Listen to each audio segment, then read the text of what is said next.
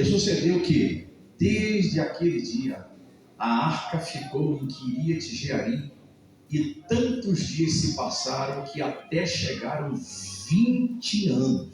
Guarde isso. 20 anos, e lamentava toda a casa de Israel pelo Senhor. Coloque, por favor, agora, 2 Samuel, capítulo 6. Quero ler também esse texto. E tornou Davi a juntar todos os escolhidos de Israel, em número de 30.000. E levantou-se Davi e partiu com todo o povo que tinha consigo para Baalim de Judá, para levarem Davi para si uma arca de Deus, sobre o qual se invoca o nome do Senhor dos Exércitos, que se assenta entre os querubins. Segue. E puseram a arca de Deus em um carro novo. Diga, carro novo. Olha que interessante. E a levaram da casa de Abinadab, que está em Gibeá, e Uzá e Aiú, filhos de Abinadab, guiavam o carro novo. E levando da casa de Abinadab, que está em Gibeá, com a arca de Deus, Aiú ia adiante da arca. E Davi e toda a casa de Israel festejavam perante o Senhor com toda a sorte. Eu acho lindo isso aqui. E Davi e toda a casa de Israel festejavam perante o Senhor com toda a sorte de instrumentos, de pau de faia, como também com harpas, com saltérios, com tamborins, e com era festa para Davi, e com pandeiros e com símbolos. Segue. E chegando à eira de Nacon, estendeu Uzá a mão à arca de Deus e pegou nela, porque os bois a deixaram pender. Então a ira do Senhor se acendeu contra Uzá, e Deus o feriu ali por essa imprudência, e morreu ali junto à arca de Deus. Seguindo ainda, e Davi se zangou, se contristou, porque o Senhor abriu a rotura entre Uzá, e chamou aquele lugar Perez Uzá até o dia de hoje. E temeu Davi ao Senhor naquele dia, e disse: como virá a minha arca do Senhor? E não quis Davi retirar para junto de si. Olha a intenção de Davi. Ele poderia trazer para si, mas não fez. E não quis Davi retirar para junto de si a arca do Senhor, a cidade de Davi. Mas Davi a fez levar à casa de Obed-edom, Geteu. E ficou a arca do Senhor em casa de Obed-edom, o Geteu. Quanto tempo? Fala mais alto. Quanto tempo? 3 meses. Essa aqui dá para sair até um glória com esse cumprimento. Ó. E abençoou o Senhor a casa de Obed-edom. Aleluia! Porque eu li do meu jeito sem olhar para o telão, mas o texto diz: e abençoou o Senhor a Obed-edom toda a sua casa. Deus fiel. Dentro dessas informações que estou tentando passar para vocês, a gente leu 2 textos significativos, mas de 2 personagens que têm coisas em comum, porque a arca da aliança vai ficar tanto na casa de Abinadab quanto na casa de Obed-edom. A questão é que o tempo não vai permitir falar muita coisa. Eu vou para a parte mais interessante, não do histórico disso. É só para te dar essa informação que quando a gente começa a ler, o que chama a atenção é o que fez e o porquê, que a gente fica querendo entender como que o homem tem a arca da aliança dentro da casa dele 20 anos e nada acontece. Não tem representatividade nenhuma, não tem significado, não tem temor, não tem reverência, não tem nada. Sinceramente, quando você começa a ler toda essa história, dá até uma ira. E quando você pensa na história da Arca da Aliança, Deus estabeleceu uma relação muito bem firmada no Monte Sinai entre ele e Moisés. E é justamente lá no Monte Sinai, dentro do tabernáculo, e onde tinha o Santo dos Santos, é justamente lá no Santo dos Santos que surge a Arca da Aliança. E é bom te trazer à memória que a Arca da Aliança é o seguinte: a Arca da Aliança, ela não era a presença. A Arca da Aliança, ela continha a presença, ela carregava a presença de Deus. E isso era tão expressivo que no reino passado existia o sacerdote Eli, e tinha os seus filhos completamente desastrosos, irresponsáveis, sem temor. Pensa em 2 filhos desastrados, sem compromisso nenhum com Deus, filhos de sacerdotes chamados Ofni e Ofnéias. E é justamente pelo desastre e pela forma como ele se comportava na casa de Deus, é que Deus vai abrir uma exceção e vai permitir que em uma das batalhas, porque todas as batalhas que eram enfrentadas na época, sabedores do que representava a Arca da Aliança, os governos da atualidade e todos os reinados sabedores disso, todas as vezes que o exército ia para uma guerra, ele entendia que a Arca da Aliança ela deveria estar na linha de frente. E só pelo fato da Arca da Aliança ficar na linha de frente, a presença de Deus era tão grande, mas tão grande, que o exército era destruído. As batalhas eram vencidas. Era algo fenomenal. Era algo assim. E Abinadab, sabedor disso, sabia disso. Os filhos dele também, todos os sacerdotes sabiam disso. No quesito decreto, no quesito que Deus tinha determinado, Deus instituiu no Monte Sinai uma relação. E isso ficou muito resolvido entre Deus e Moisés. Que nenhuma tribo, a não ser a tribo de Levi e dos sacerdotes da tribo de Levi, somente eles teriam autorização para tocar na arca, mas ninguém, nem tribo nenhum, ninguém poderia tocar.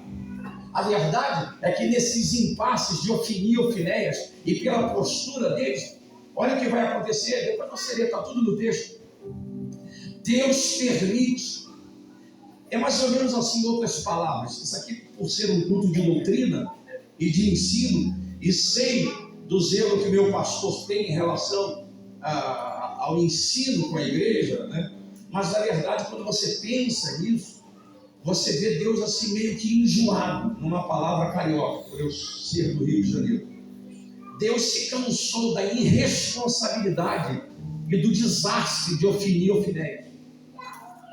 É Deus dizendo assim, quer saber? Vão permitir que essa Arca da Aliança saia daí. Saia do meio de onde ela está.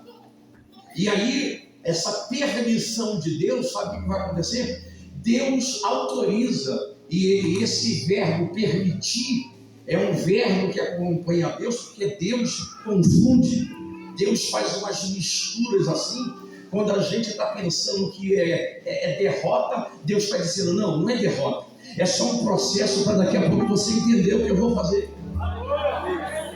E a Bíblia diz que Deus tem olhares diferentes dos nossos. Deus nos confunde. Muitas das vezes a gente fica perplexo com algumas coisas que a gente enfrenta, que a gente fica, e Deus vai lá naquele jeito que é dele e permite. É a permissão, é o ato permissivo de Deus.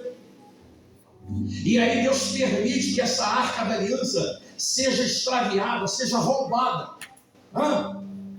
E aí sabe onde vai parar essa arca? Ela vai parar num lugar onde ele era reverenciado pelo Deus Dagon.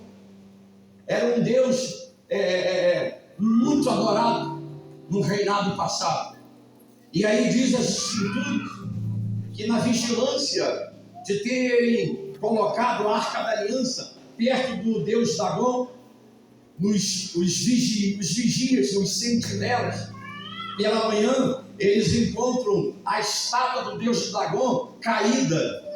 E quando eles encontram uma arca tão grande, uma estátua tão enorme daquela, nunca tinha acontecido algo semelhante no chão, eles ficaram perplexos, sem entender o que levou aquela estátua no chão. Levantaram a estátua, tiveram muito trabalho, mas a verdade é que no dia seguinte a estátua que tinha sido colocada de pé do Deus de Dagon, sabe o que acontece? Eles encontram de novo a estátua no chão, porém a estátua agora está no chão com a cabeça decepada. Perceba como que ímpios muitas das vezes são mais prudentes do que nós. Porque quando os vigias e as pessoas perceberam a estátua no chão, com a cabeça degolada, eles entenderam que era a presença de Deus do Todo-Poderoso no ambiente. E alguém diz assim: rapaz, já percebi, será que ninguém está vendo? É que essa arca da aliança, ela veio parar no lugar errado. Eu já ouvi falar que onde a arca da aliança, que tem a presença do Deus de Israel, do Todo-Poderoso, onde ela fica, coisas acontecem, coisas extraordinárias acontecem. Vamos mandar essa arca da aliança. Vamos fazer um voto e vamos mandar essa arca da aliança para qualquer lugar. Aqui ela não pode ficar. Nós estamos debaixo da maldição. Esse lugar é indevido. Sabe onde a arca da aliança vai parar? Na casa de Abinadab. E aí, agora, na casa de Abinadab, 8h33, deixa eu te dizer isso. Eu comecei a pensar assim, pastor Israel, e o senhor que é muito detalhista, né? Depois faz o complemento da mensagem. Mas, como é que pode uma pessoa conhecedora das Escrituras, de saber o significado da Arca da Aliança, saber o que a Arca da Aliança representava e conduzia, como é que pode uma arca ficar dentro da casa de um homem desse durante 20 anos, sem ele ter nada para contar? Nem ele, nem os filhos, nem a família. Porque muitas das vezes, isso aqui é uma informação prática, mas muitas das vezes, por algumas questões nossas, homens, que são os provedores, que são cabeça da casa, muitas das vezes por displicência, por falta de vigilância, por falta de decência no que diz respeito às coisas de Deus, a nossa casa padece porque a gente não sabe se portar da forma devida. Isso é outro assunto, para outra ocasião. Mas, na verdade, agora na casa de Abinadab, fica lá, e aí é aqui que entra, já eu partindo para daqui a pouco partir para o encerramento para te dizer isso. Tudo vai acontecer na instalação do reino de Davi. Porque quando Davi começa a reinar no lugar de Saul, qual foi a primeira providência de Davi? E eu li o texto para vocês. Foi justamente retirar a arca do lugar onde ela estava. Porque sabedor que a arca estava no lugar errado, do jeito errado, tudo errado, ele disse: preciso retirar a arca da aliança de lá. E aí a arca da aliança começa a viver um novo momento. E é bom te trazer à memória que quando o rei Davi toma a decisão de tirar a arca da aliança durante 20 anos da casa de Abinadab, ele não disse assim, pastor Israel, não, deixe ficar mais tempo aqui, deixe eu aproveitar. Não. Ele, numa linguagem chula, me permitam usar, nem te ligo farinha de trigo. Veio e que vá. Para Davi, a arca da aliança tinha uma representação muito profunda.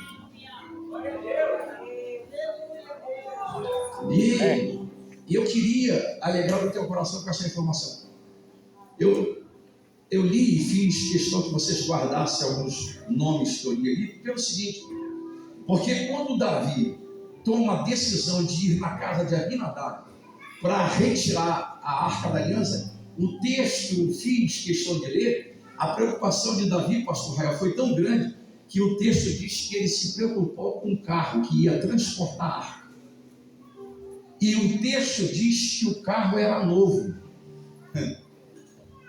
Então era assim, só para representar. Davi, todos os cuidados.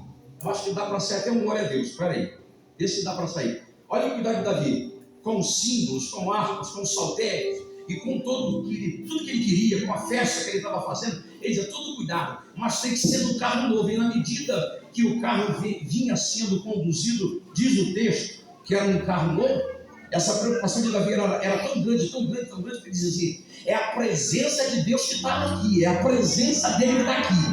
Então, reverencia isso, faz faça festa com a presença da Arca da Aliança. Onde a Arca da Aliança se instala, tem milagre, tem cura, tem providência, tem profecia, tem glória a Deus, tem aleluia, tem... E aí, quando a Arca da Aliança vem sendo conduzida, irmã Regina, pelo carro novo, o texto diz que mesmo o carro sendo novo, iria acontecer uma fatalidade. Qual? Diz o texto que o boi tropeçou. Quando o boi tropeça, a Arca da Aliança começa a cair. Olha aqui para mim. Quando a Arca da Aliança vai para o chão, quem é que está acompanhando a arca? Eu quero crer que o Aiô e o Uzá, que eram os dois filhos de Abinadab, eu quero crer, pastor Rael, que eles resolveram seguir para ver aonde a Arca da Aliança o Davi iria colocar, porque na verdade a arca ficou na casa do pai dele, ou na casa deles, durante 20 anos sem nada acontecer. Eu quero crer, e isso pode ser fruto da minha imaginação, que a ideia dos dois filhos de Abinadab era acompanhar a Arca da Aliança, tipo assim, já que meu pai nunca valorizou, já que meu pai nunca viu nada, já que meu pai nunca nos ensinou nada sobre isso, não, eu vou acompanhar um pouco mais a Arca da Aliança, e quem sabe, essa presença do Todo-Poderoso, eu desfrute dela na caminhada, ou aonde ela vai. Eu quero crer que deve ter nascido o desejo no coração dos filhos de Abinadab. Mas a verdade é que um deles vai morrer, Uzá, porque na hora que a arca vai cair, a boa intenção, olha aqui para mim, a intenção de Uzá foi a melhor ideia, porque ele, obreiros, ele resolve segurar a Arca da Aliança para não deixar a arca cair. Mas olha aqui para mim, se eu estiver errado, depois o senhor me corrige de novo. Era melhor Uzá ter deixado a arca cair, porque Deus não precisa de esmola, de ajuda de ninguém. Aleluia! Uzá, irmã Regina, vai morrer na hora. Sabe por quê? Porque ele tocou no sagrado. Pegou a visão ou não? Ele foi se meter numa área que não cabia a ele. E aí me deixa ser boca de Deus aqui. Se tiver glória, que saia. Se não tiver, não tem problema nenhum. Mas olha aqui. Quando Deus diz assim, não toca, é melhor não tocar. Quando Deus diz não fala, é melhor não falar. Quando Deus diz não mete a mão, é melhor não meter. Porque o que Deus chama de sagrado continua sendo sagrado. E vai ser sagrado a vida inteira. Aleluia! É por isso que eu sou temeroso. É por isso que eu saio dessas rodinhas de obreiros e de pessoas que começam a falar mal do pastor. Eu tenho pavor desse negócio. É melhor sair de perto, porque essa maldição acaba pegando na gente. E aí, lamentavelmente, mesmo a gente ficando insatisfeito, né? Boa essa palavra. Pastor Rael sabe que a gente pensa muito, mas eu falei disso nunca. Deixa eu beber água. E esse aqui é bravo também. Um dia desses aí apareceu uma abençoada na internet que os obreiros viram. E falando mal de todo mundo.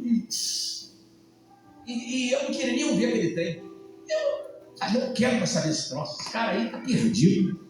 Esse cara está se metendo em lugares que ele desconhece, querendo seguidores. E de repente, um belo dia, eu não queria nem mais saber desse assunto, que eu não gosto desse trem, né?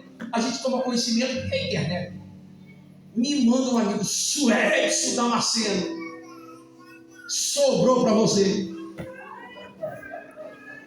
Me conta o que significa isso. Um amigo íntimo, né? Aí mandou o vídeo do cara lá para mim. E o cara dizendo, tem um tal aí, tá? É esse aí do João, viu? Esse aí, sabe quem é, né? E ele vai no setor aí do Belém e gosta de ir muito lá no setor, porque toda vez que vai lá, o pastor do setor dá R$1.000 para ele. Eu falei, miserável. Miserável.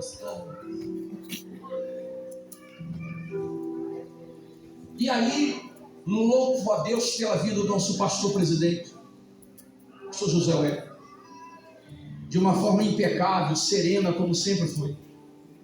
E toda a diretoria, toda a assessoria composta por ele.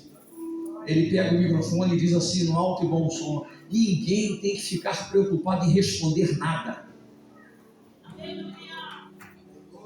Deixa que Deus cuida de tudo. Vou repetir só para o glória sair. Deixa que Deus cuida de tudo. Aleluia! Glória a Deus! Pega assim, eu sei que belemita eu não gosto, mas sou de casa, né? Só uma vezinha só. Pega no braço assim da pessoa e fala assim, ó, não fique preocupado em dar resposta para ninguém. Aleluia! Não fica preocupado. Alega o coração dele e diga, Deus cuida da nossa causa, Deus cuida de tudo. Aleluia! Tenha glória a Deus, tenha aleluia aí na casa.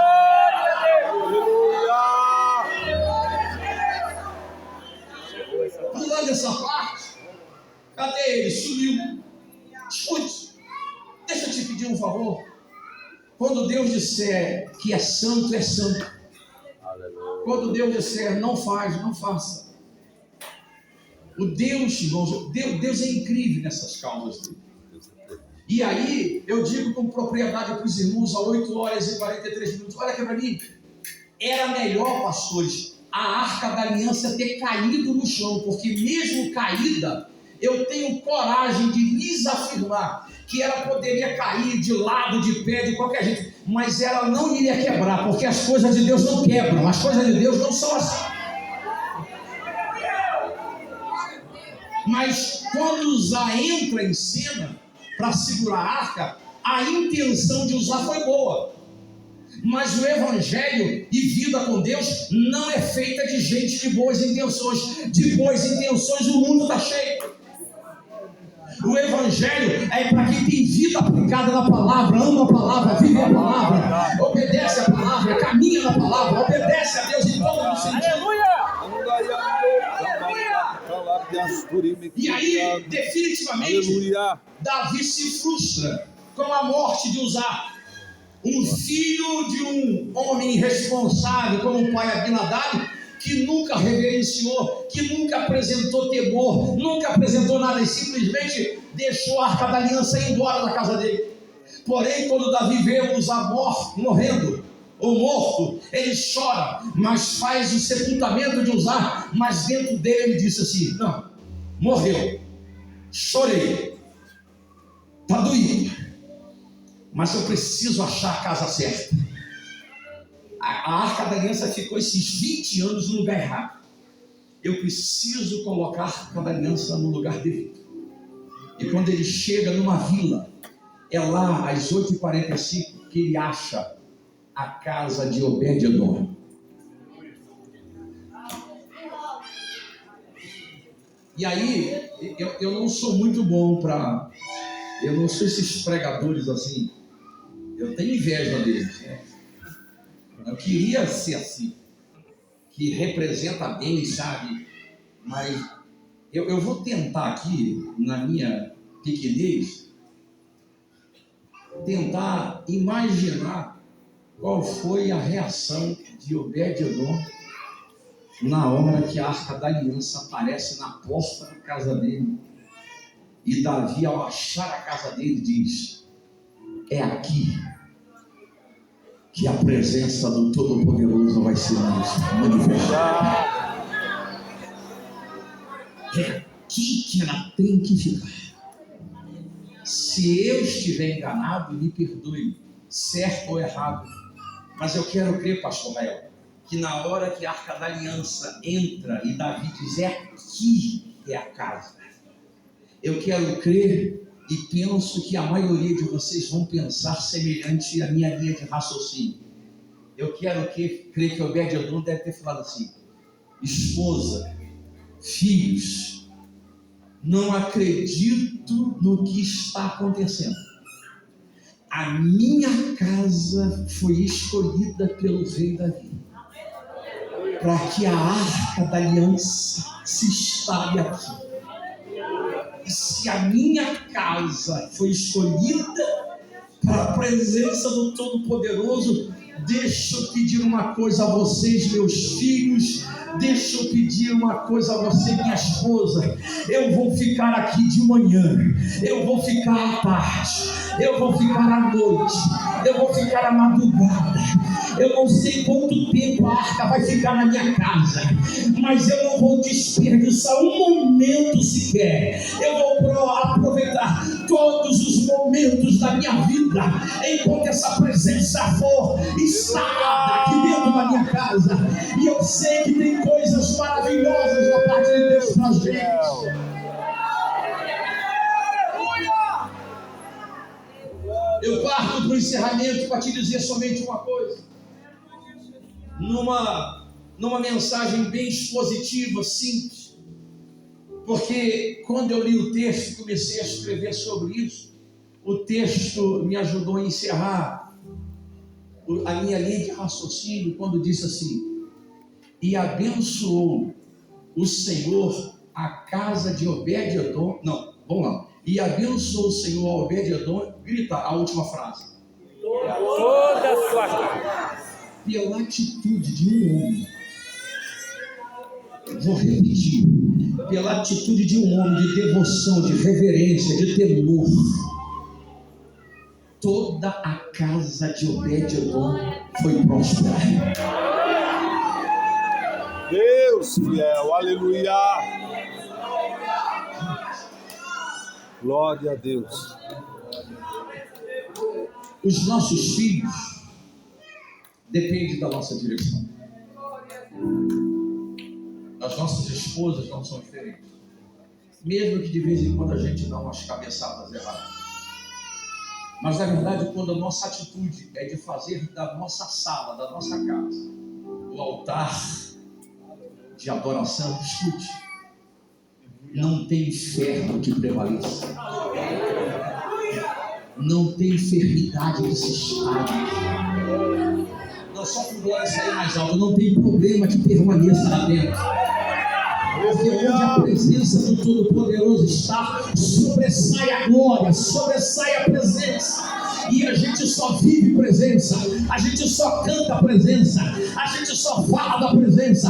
É a presença que enriquece, é a presença que enobrece, é a presença que agrega, é a presença que expulsa demônio, é a presença que traz milagre, é a presença que toma conta do ambiente. Quem está entendendo isso? 20 anos na casa de um, sem nada acontecer. 3 meses, coloca lá, 3 meses na casa de um, para toda a casa, até os vizinhos. Não, essa aqui é para você pegar. Não vai ser só a sua casa, não. Até os vizinhos vão ser abençoados. Por isso, já que eu tive a oportunidade de romper um ano com vocês, me permita, em nome da minha casa, desejar feliz ano novo para vocês. 2025, pastor Rael, enquanto o Senhor estiver na condução disso, que quando a igreja, pastor Rael, olhar para cá, a igreja não identifique nada em nós, nada em nós. Uns aqui, como diz o outro pastor, uns são mais bonitos que outros são mais desajeitados igual eu. Uma hora estou de um penteado, outra hora estou de luto. Mas na verdade, independente da apresentação física, posso ser boca de Deus aqui para eu terminar feliz?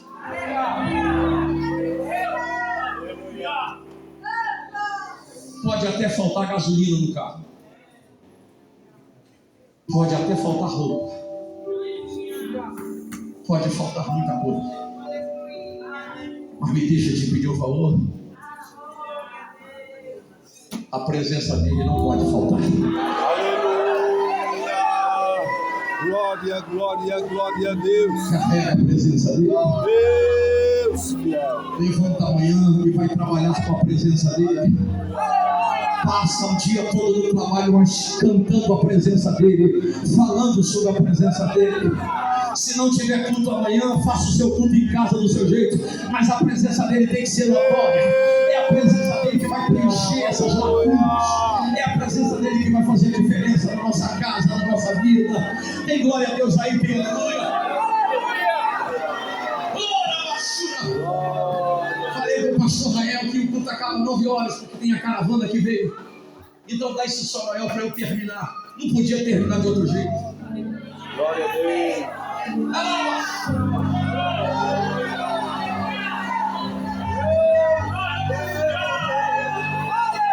Pensando bem, só a presença de Jesus na minha vida justifica tanta coisa sem sair.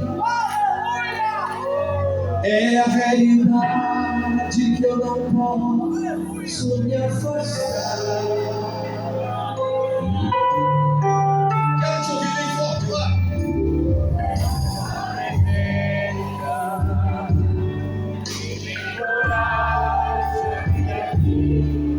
Todo dia, sem Jesus Cristo, eu não sei. Um vivo morto sem poder. Vem, mano, por favor. Grita isso, não me dê.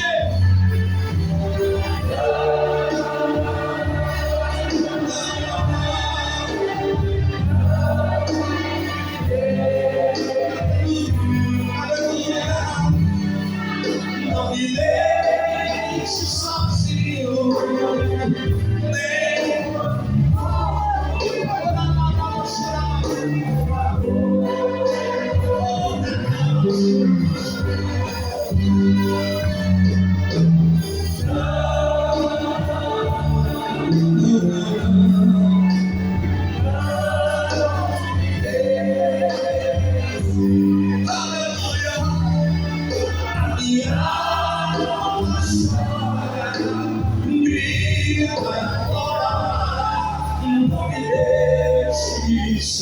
Tem glória a Deus aí, tem aleluia na casa. Só tu me entendes e não me censuras, embora eu sei que te amorrei. Mas eu te peço, por favor, meu Deus, esqueça as muitas falhas que cometo contra ti.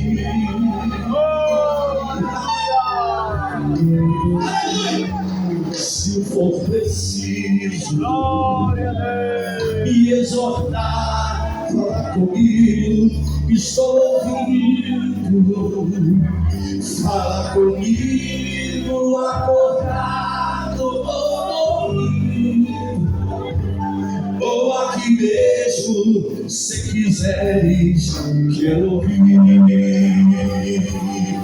Levanta a mão direita e diga isso pra ele, não me deixe, canta.